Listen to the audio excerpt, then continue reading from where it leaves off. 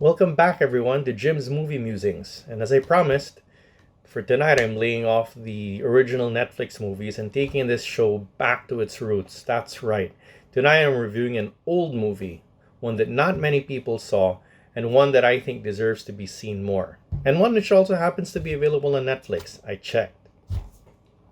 I'm talking about the 2014 film Chef, written and directed by and starring Jon Favreau, who many of you may know as Happy Hogan from the Marvel Cinematic Universe movies, and who also happened to direct the first two Iron Man movies.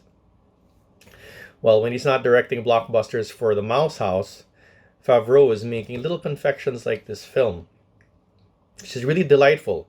There aren't any superheroes here. It's just a story of a Brentwood chef who's at the top of his game, or at least he thinks he is, working in a restaurant in LA. When he gets taken down a notch or two or three by a very popular food critic, Ramsey Michelle, played in the film by Oliver Platt.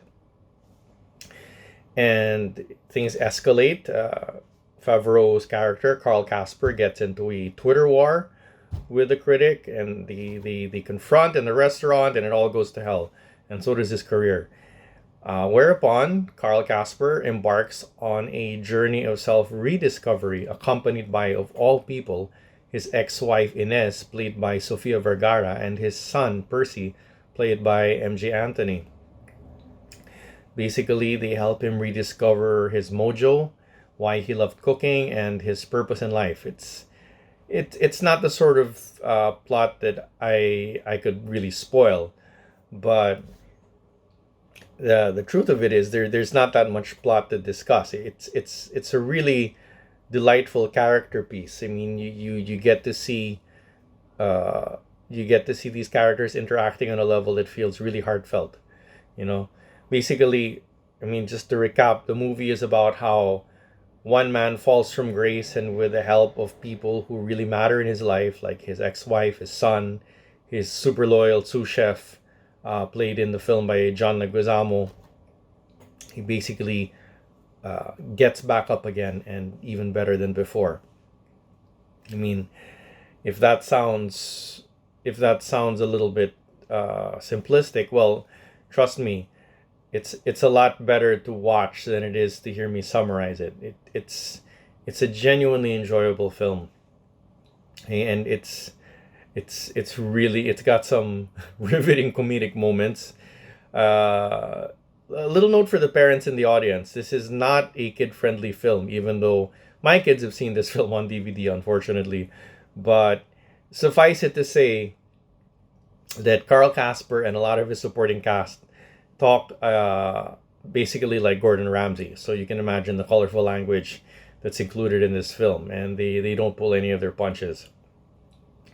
But it's still worth watching. It's still worth checking out because, well, this is Favreau at his finest. I mean, I loved Iron Man 1. I loved The Jungle Book, and I know that both of them had family-friendly constraints, to an extent. And this is Favreau, and he's sort of let off the leash, and it's really wonderful. And I'm not just talking about the fact that the characters swear and get to behave in quote-unquote mature situations. I'm talking about the fact that this film doesn't follow Hollywood storytelling tropes. Let's talk about, for example, the third act conflict between the hero, Carl Casper, and his supporting cast. Or more importantly, let's talk about the fact that there is no third act conflict. I'm not spoiling anything here. And in fact, maybe I should just recommend this movie. Okay, it's a solid 8.5 out of 10. It benefits from hugely entertaining performances by Favreau, John Leguizamo, Bobby Cannavale, who's another sous chef of who plays another sous chef of Carl Casper, the smoking hot Sofia Vergara as his ex-wife, and a cameo that I'm not gonna spoil.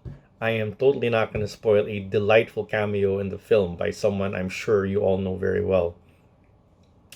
It's a movie worth watching.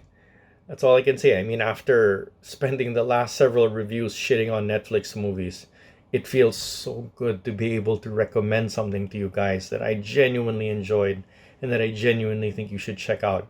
So as I am recording this right now, Chef is available on Netflix. Netflix Philippines at the very least. I don't know about the rest of you and the rest of the world, but check it out, folks. It's a great thing to watch after a busy day at work, or on the weekends if that's your thing. But check this movie out. You'll be glad you did. Again, it's a solid 8.5 out of 10. Okay, and that's it for now. Like I said, I'm really glad I took this show back to its roots. I'm gonna look for some more oldies but goodies for you for the next review. In the meantime, hang in there. And if you like what you see, remember to give me a like and a subscribe. Good night.